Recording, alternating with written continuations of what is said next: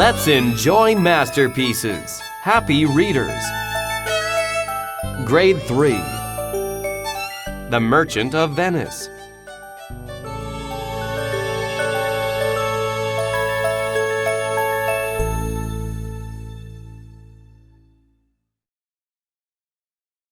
Chapter 1. The Moneylenders.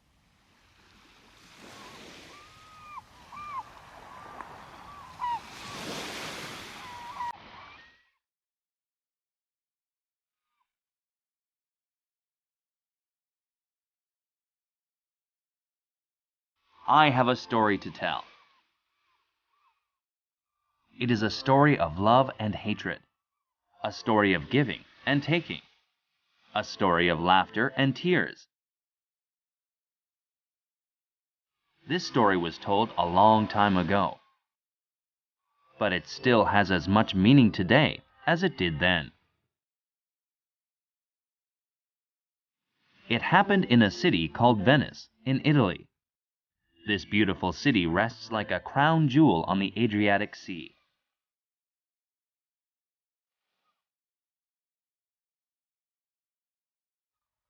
There lived a moneylender named Shylock in Venice. He earned a lot by lending money to merchants. Many people hated Shylock. Some people hated him because he forced merchants to repay him in terrible ways. Others hated him simply because he was Jewish. Of all the merchants who lived in Venice, one hated Shylock more than the others. His name was Antonio. Shylock hated Antonio as well. This was because Antonio was a very generous moneylender. He lent money to people in trouble and often didn't charge them interest. Shylock lost a lot of business because of Antonio's generosity. More importantly, Shylock hated Antonio because he was a Christian, and Antonio hated Shylock because he was a Jew. In those days, Jews and Christians didn't like each other. They couldn't agree about anything. They couldn't understand each other's religion or culture. Antonio and Shylock often ran into each other at the Rialto. The Rialto was the business center of Venice. When the two met, they would have arguments. Antonio would often yell at Shylock for the heartless way of doing business. Shylock often thought about ways to get even with Antonio. Almost everyone in Venice really liked Antonio. They felt that he was kind and honest. The merchants especially admired him. They knew that he would help them when they were in hard times. Antonio's best friend was a young man named Bassanio. Bassanio's family was very rich. His parents had given him money, but Bassanio had spent it all. He had wasted his money on wine and good food. He had traveled and he had had fun. And, of course, he ended up without any money. This was very common for young men during that time. In the past, Antonio had helped him in many ways. In fact, he already owed Antonio lots of money. Antonio never said no to Bassanio. It seemed Antonio was happy to share his money with his friends.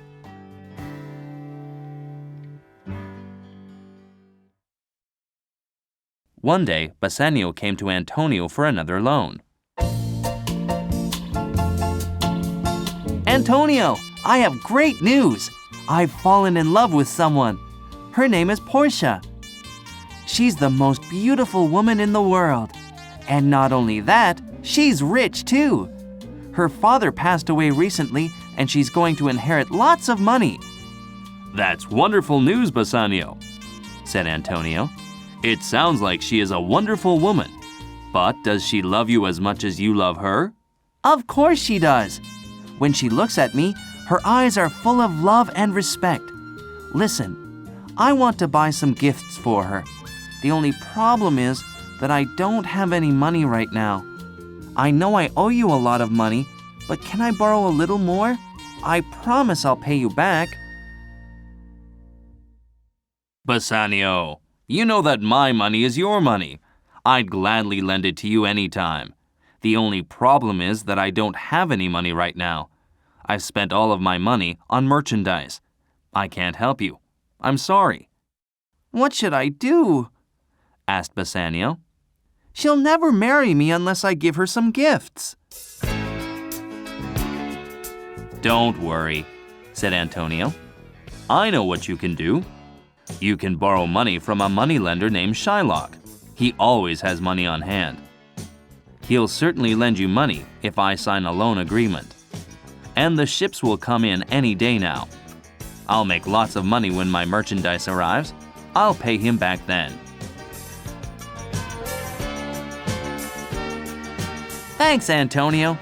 You really are a great friend.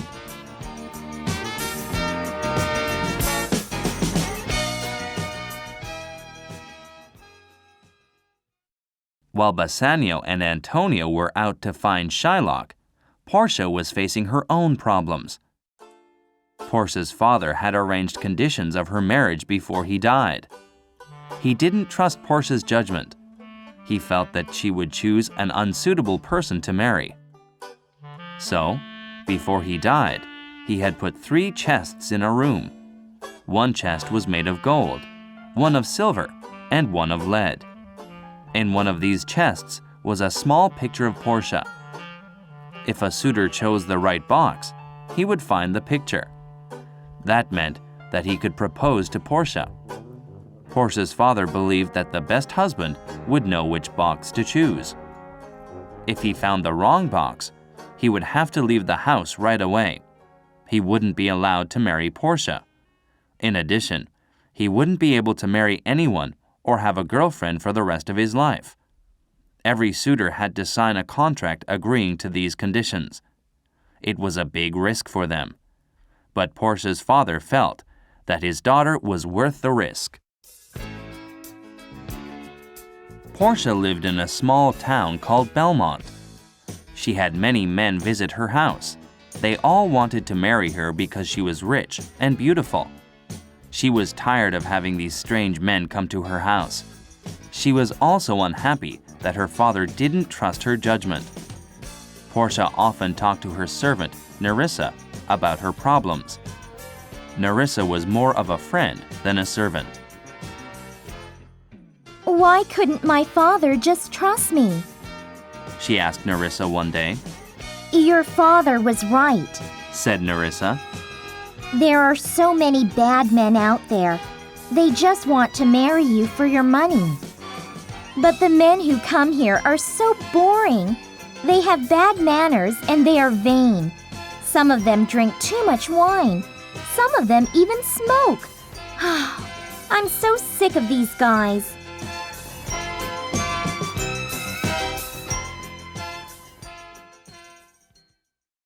Portia was a very independent person. She was capable of making decisions for herself.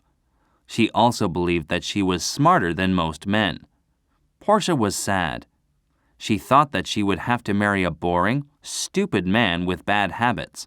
Not one of these guys is decent. What should I do? Do you remember the man from Venice? Asked Nerissa.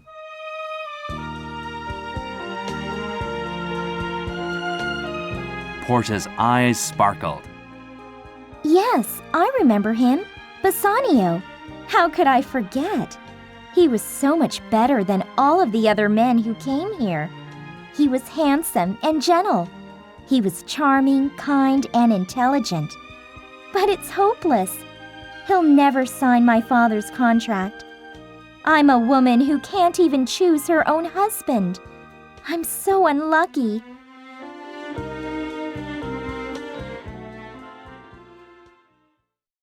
Another servant then entered the room.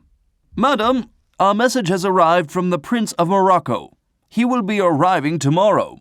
Great. Another unsuitable suitor. I wonder what problems this one will have. Chapter 2. The Loan.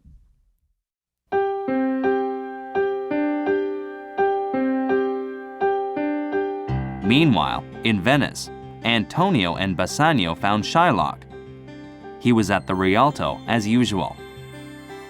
Shylock, I have a request for you, said Antonio. I'd like you to loan 3,000 ducats to my best friend Bassanio. I will sign the contract. I'll happily pay you back in a few days. I'll have plenty of money when my ships arrive. I have an idea, said Bassanio. Why don't we go out to dinner? We can talk more about this loan. I never eat with Christians, grumbled Shylock. I may lend them money or do business with them, but I don't eat with them. Not ever. Very well, said Bassanio. Why don't you just lend me the money then? You know that Antonio will pay you back. As Shylock listened to Antonio and Bassanio, he became angrier and angrier. How foolish these two men were. They knew how much he hated them, and yet they were asking him for a loan. He was determined to make Antonio pay dearly. Shylock, yelled Antonio. are you going to lend us the money or not? Answer me. Shylock answered him slowly. Do you remember all of those times that you insulted me in a loud voice that everyone could hear? You once spat on me and called me a dog, and now you want to borrow money from me, a dog. Look, I'm not asking you a favor. You can charge me any interest you want. I don't mind. My ships will arrive any day now. All right, Antonio. I'm willing to lend you the money. I won't even charge you any interest. Just pay me back the loan on time. Antonio couldn't believe his ears. What did you say? I said you didn't know me. You always call me a cheapskate, but I am not. I will help you.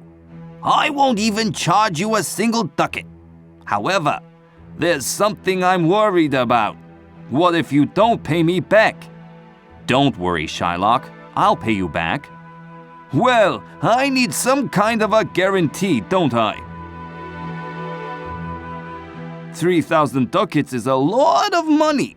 If you don't pay me back on time, I want a pound of flesh. I'll take a pound of flesh from any part of your body. Antonio didn't like what Shylock proposed. No, I'd rather pay some interest if I'm late on the payment. I'm afraid that's no good, said Shylock as he laughed. Do you think I'd take money from a fellow moneylender? Besides, this contract is only a joke.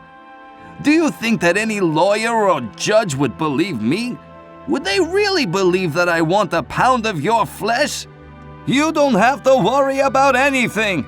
It's my way of saying the bad feelings of the past between us are finished. Antonio pulled Bassanio aside and spoke to him secretly. I don't want to do business with this man. He's evil, and I know that he'd take the pound of flesh from me if he could. Let's see if somebody else will lend us the money. But Bassanio had other ideas. Who else in Venice can lend me this much money? Besides, this man is crazy. Don't worry about the guarantee. Nobody would make you pay a pound of flesh. Everyone will think he's nuts. So Antonio agreed to the conditions of the loan. The three men went to a lawyer and signed an agreement. A strange smile came over Shylock's face. In fact, Shylock wanted to take a pound of flesh from Antonio. He'd hated Antonio for so long, and he lost a lot of money because of this generous moneylender.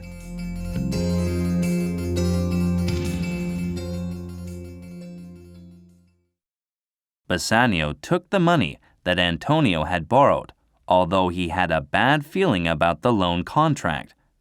He bought many gifts and clothes that he needed to propose to Portia. He then loaded the gifts into a carriage. He and his servant, Graciano, went to Portia's house with the carriage. When Bassanio arrived, Portia was delighted. She had hoped that he would return for her. She was in love with him. Portia, I'm so happy to see you again, said Bassanio. But I have something awful to tell you. I'm broke. I have no money. Bassanio, don't worry about that. I have all of the money we need. Money means nothing to me.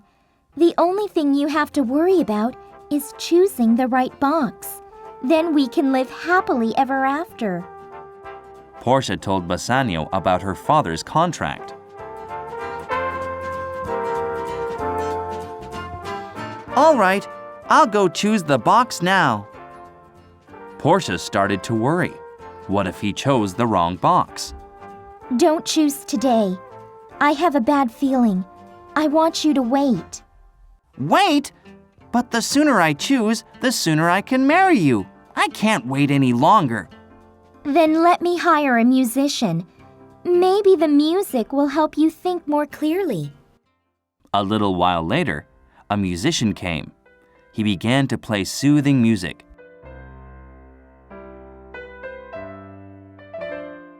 Bassanio slowly walked over to the golden chest. He looked at it carefully.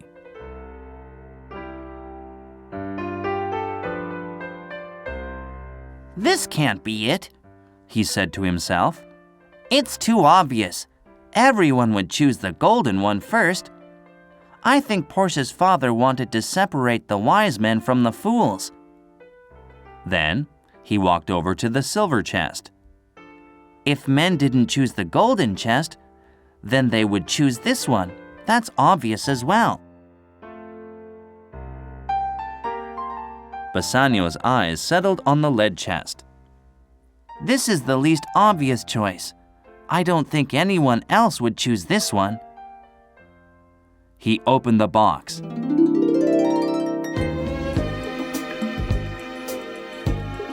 He gasped. He couldn't believe his eyes. In the box was a small picture of Portia. Bassanio could now marry her. He was so happy that he couldn't even speak.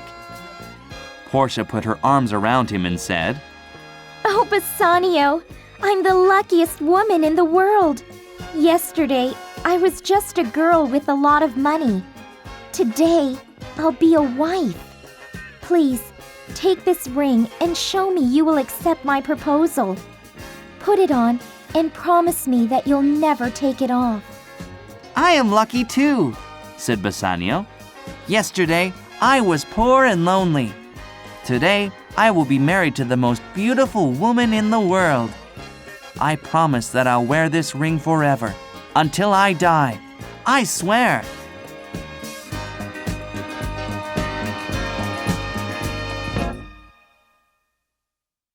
It was a very happy moment. Gratiano felt that it was a good time to ask Bassanio something. Since you're getting married, I'd like to get married too. Well, that's wonderful, said Bassanio. But who are you going to marry? I want to marry Nerissa. Bassanio and Portia were very surprised. I didn't know you wanted to get married, Nerissa. Cried Portia. This is a great day. That evening, the couples got married. Bassanio and Gratiano wore golden rings that they promised never to take off. They were the happiest men in the world.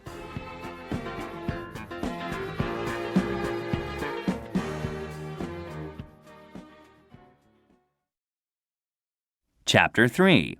The Debt. A few days later, a messenger arrived at Portia and Bassanio's house. Bassanio received the letter and opened it. It read, Dear Bassanio, my ships have all sunk. I am in big trouble. Shylock wants to take a pound of flesh from me. Everyone has tried to talk him out of it. Even the Duke of Venice has tried, but no one has had any success. I am going to die. Please come to my trial and execution. I want to see you once more. Come quickly. I don't have much time. Your friend, Antonio. As Bassanio read the note, his face turned white. He had to sit down. His hands trembled.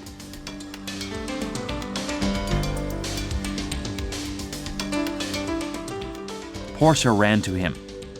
What is it? What's wrong? Please, answer me. Oh, my poor friend Antonio. He's going to die. Portia, listen to me carefully. I am not only a poor man, I am a debtor as well. Bassanio told her all about the money and the pound of flesh. A chill ran through Portia's body. She couldn't believe that a man wanted to cut a pound of flesh from someone. Bassanio, go to your friend right away. She said, You are my husband now. My money is your money. You must pay back Antonio's debt. I'll give you 2 times the original loan. Go quickly, before Antonio is killed. Bassanio put a lot of money in a bag and left for Venice. He found Antonio in prison. When he saw his friend, Antonio ran to him and hugged him. Antonio looked small and weak. My dear friend, said Bassanio. I'll go to Shylock today and pay back the money. I'm sure he'll take it, and then you can go free. After all, he is very greedy. He won't say no to money. Dear Bassanio, said Antonio, you are too kind, but I think it's too late. Shylock wants a pound of flesh from me. According to the loan agreement, that's what I owe him. You won't be able to talk him out of it. He's never refused money before. This time it's different. He hates me so much that he wants to kill me. And to make matters worse, Jessica ran away from home. Jessica? Do you mean Shylock's daughter? That's right. She married the young man who was living in your parents' house, the Christian boy. She is going to give up her religion and become a Christian. And when she ran away from home, she stole a gem from Shylock too. Oh, that's terrible, said Bassanio. He probably thinks that I made her marry the Christian, but I have nothing to do with it, I swear. He's really mad. He cut Jessica out of his will, and for the past few days, Shylock's been talking about me. He's told everyone that he's going to kill me. Don't worry about that, said Bassanio. I'll talk to Shylock. I'll make him change his mind. I'll do whatever I need to. Bassanio went out of the prison and found Shylock.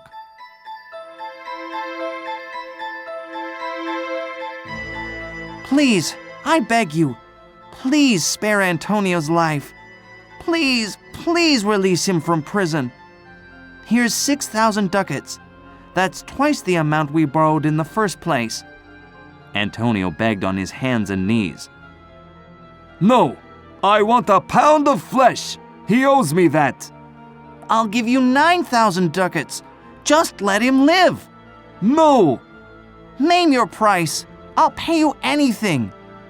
I want a pound of flesh.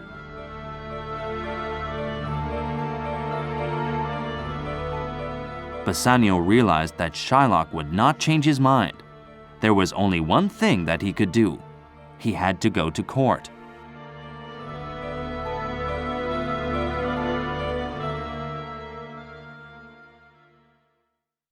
At that time, everyone of Venice was talking about the problem. Everyone felt sorry for Antonio. He had only wanted to help a friend, and everyone hated Shylock. He was such an evil man. More than being evil, however, he was angry. He was angry with Antonio. Antonio had always spoken roughly to him at the Rialto. He had cursed Shylock for being a Jew. He had yelled at him for being a mean and greedy businessman. Shylock was also very angry about his daughter. His whole world was a dark and nasty place, and he had nothing but hatred in his heart for these two Christians, Antonio and Bassanio. A date was set for the trial. It was a very important trial. Even the Duke of Venice was involved. He would be the judge. Meanwhile, in Belmont, Portia heard about the trial. She decided that she had to help poor Antonio. She could not rely on fate to change the course of events. Portia wrote a letter to her cousin, Bellario. He was a well-known lawyer. She asked for his opinion about Antonio's case. She also asked him to lend her the clothes that he wore in court. A few days later, a letter and a box arrived in Belmont. The letter had instructions for defending Antonio. In the box were 2 sets of clothes that Bellario wore in court. Portia dressed in one set. She made Nerissa wear the other set. Then they left for Venice. Portia and Nerissa went to the Grand Courthouse of Venice. There, they waited for the trial to begin. On the day of trial, it seemed like every Venetian came to the court. Everyone wanted to know what would happen to Antonio.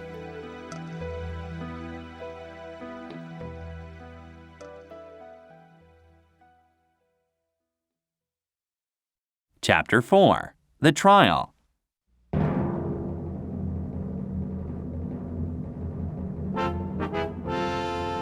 When the trial began, Portia gave the Duke of Venice a letter. The letter was from Bellario. It said that he could not be Antonio's lawyer because he was sick. Bellario wrote that Balthazar would be Antonio's lawyer instead. Balthazar was actually Portia in disguise. The Duke didn't mind that Balthazar would represent Antonio. He did wonder, however, if Balthazar was experienced enough. He looked very young. Portia looked around the huge courtroom. Shylock seemed to be enjoying his day in court. Antonio looked at her with begging eyes. Portia then looked over at her husband. Bassanio didn't realize that Balthazar was actually his wife either.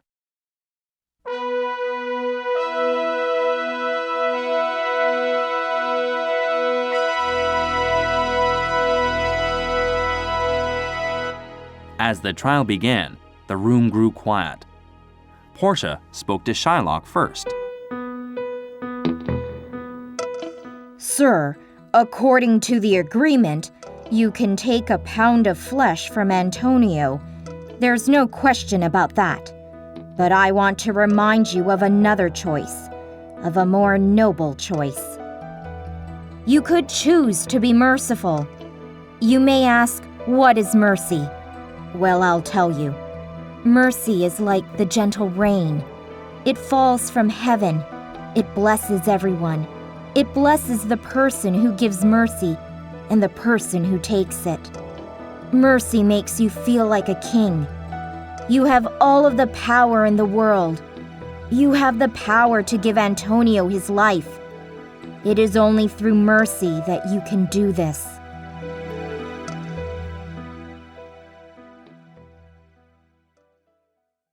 All of the citizens in the courtroom agreed with Portia. Everyone except for Shylock. I don't care about mercy! I only want justice! He yelled. Well, why don't you just allow Antonio to pay you back? It's too late for that now! I don't want money! I want my pound of flesh! Read the contract! It says that I can take the pound of flesh, and it says that I can take it from the place nearest to his heart. Antonio, you must get ready to die then, said Portia. Everyone in the crowd gasped. They couldn't believe what they were hearing. Shylock, said Portia in a pleading voice, please take this money and let me tear up the loan contract. Shylock said, I will never change my mind, not for any reason. He began sharpening his long knife. He couldn't wait to cut into Antonio. Portia turned to Antonio. Do you have anything to say before you die? No, said Antonio. I am ready to die. Then he turned to Bassanio. Goodbye, my friend. Don't blame yourself for my death. Bassanio was crying. Oh, Antonio, I would do anything to save your life, but there's nothing I can do. I'm so sorry. You are the best friend in the world.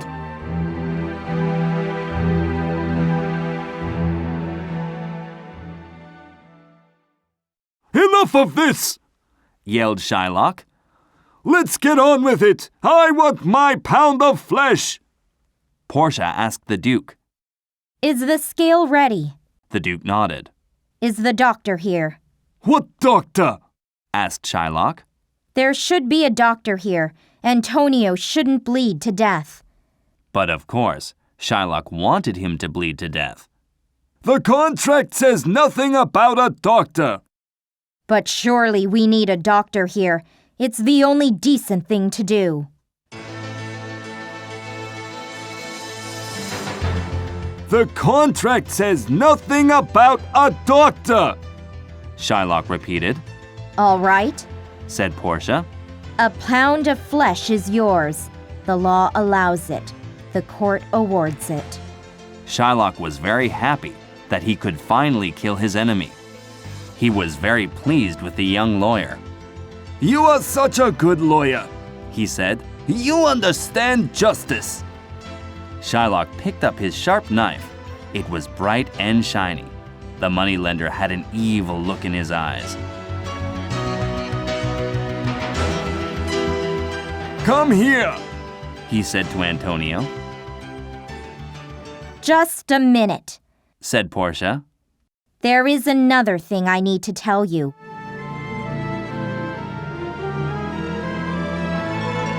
This contract doesn't give you a drop of blood. If Antonio loses a drop of blood, you will break the law. The city of Venice will take all of your money and land. Do you understand? Shylock didn't know what to say. Everything had changed. He couldn't possibly get his revenge now. His face turned red with anger. Everyone was very impressed with this young lawyer. Balthazar used the terms of the contract to save Antonio. There was no mention of blood in the contract. Shylock could not take any blood. Therefore, he couldn't take any flesh either. The people in the courtroom clapped their hands. Hooray for Balthazar! Shylock slammed his fist against the table. Well, where's my money then? If I can't have my pound of flesh, I want my money! Here it is! Bassanio happily threw him a bag with 3,000 ducats inside. Shylock began to walk away. Not so fast, said Portia. You tried to murder someone. By law, you must give all of your money to the city of Venice. You could also be killed. You are at the mercy of the Duke of Venice. Get down on your hands and knees. Beg him for forgiveness. No, said the Duke. I don't think anyone should have to beg for their life. It isn't right. I must make an important decision, and I must think about it carefully. I want Shylock thrown in jail tonight. Tomorrow, I will tell you what his punishment will be. Everyone left the courthouse that afternoon. They walked through the streets, talking about the trial. No one could remember a more unusual day.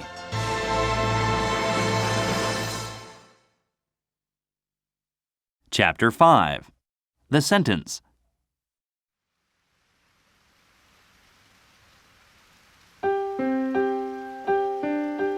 The next morning was gray and rainy. Shylock felt that it was the last day of his life. The atmosphere of the courtroom was very gloomy. The crowd hated Shylock, but nobody wanted him to be killed. When the Duke walked in, everyone became very quiet. Most people understand mercy, said the Duke at last. It seems that you, Shylock, don't understand it. I am a human being. I understand mercy. And I understand the value of a human life. In the spirit of mercy, I forgive you. I will spare your life. I must punish you, though. If I don't, maybe other people will act like you. You must give half of your money to Antonio and the other half to the city of Venice. Antonio was always a generous man. Even after all that had happened, he didn't change. He knew that Shylock's daughter Jessica was poor. I have a request about the money, said Antonio. What is your request? Asked the Duke. The court became quiet again. The crowd leaned forward to hear. I want to give Shylock's money to his daughter, and I want him to put Jessica back in his will. I think this is a fair request. Shylock, I order you to give half of your money to Jessica, and you must write her back into your will. If you don't do this, I'll throw you in jail for the rest of your life. Shylock felt sick. He had failed to get revenge on Antonio. He had lost his money. He hated everyone. Fine, I'll do what you want. Just let me go now. I am not feeling well. Shylock was set free. He walked through the streets pulling out his hair. He couldn't believe his luck. Sir, said the Duke to Portia, I have never seen such a clever lawyer in my life. I must admit that I was worried at first because you looked so young. If you're not too busy, please have dinner with me tonight. I'd love to talk about the law with you. Portia wanted to get home before her husband. I would love to, but I have another case that I must work on. I'm sorry. I'm just too busy to have dinner with you tonight. Oh well, another time then. The Duke turned to Antonio. You should pay this lawyer well. You owe him an awful lot. Please, said Bassanio to Portia. take these 3,000 ducats. That's how much we borrowed from Shylock in the first place. I don't want the money. I'll give you 3,000 more then. I don't want any money at all. Said Portia. Instead, I want your wedding ring. My wedding ring? I'm sorry. This is the one thing in the world that I can't give you. I promised my wife that I would never take it off. I will find you the most expensive ring in Venice. I will buy it for you now. But I can't give you this ring. No way. I want your wedding ring, but I'm not going to beg. I see that you're too cheap to give it to me. Portia left the courtroom. She seemed angry. Actually, she was happy. Please, Bassanio, give him the ring, said Antonio. I know your wife will be mad, but think about what this lawyer has done for us today. I owe him my life. Don't you think that's worth your wedding ring? Bassanio felt ashamed. Antonio was right. He took off his ring and gave it to Gratiano. Go and find Balthazar. Give him this ring. When Gratiano found Portia, he gave her the ring. Nerissa, who was with her, said, You, Gratiano, you give me your ring too. Gratiano knew that he couldn't say no. He gave her his ring. When Portia and Nerissa were alone, they had a good laugh. They decided to play a trick on their husbands. Bassanio and Gratiano returned to Belmont that evening. They found their wives waiting for them. They kissed their wives. For a moment, everyone was very happy to be together again.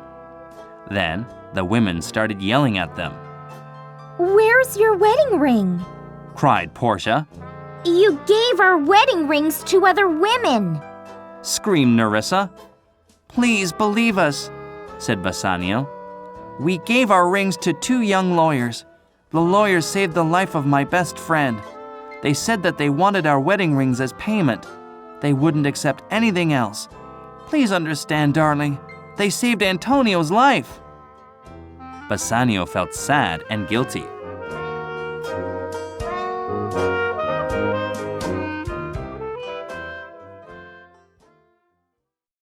I suppose that there is only one thing we can do, said Portia. Bassanio was afraid. Gratiano's knees were shaking. We must give you your rings back. Portia opened her hand. Nerissa opened hers as well. Bassanio and Gratiano couldn't believe their eyes. They were holding their wedding rings. Portia and Nerissa started to giggle. Then they laughed harder and harder. The men stood there with confused looks on their faces. Finally, Portia began to tell their story. Bassanio was amazed. His wife was even more wonderful than he had thought. She was the cleverest woman in Italy. She saved his best friend's life. He was overcome with happiness. As if this surprise weren't enough, A messenger soon arrived with another. The man brought news that Antonio's ships had not sunk. They had safely arrived in Venice. The goods were ready for sale. They couldn't have been happier.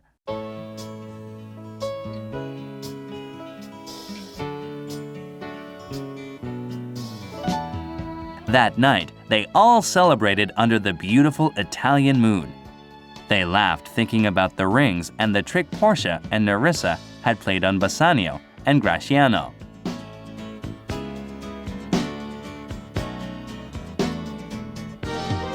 Bassanio looked lovingly at his wife. What's the scariest thing in the world? He asked her. Owing a pound of flesh to a moneylender? Asked Portia. Absolutely not. It's losing my wife's wedding ring. Bassanio never took off his ring again.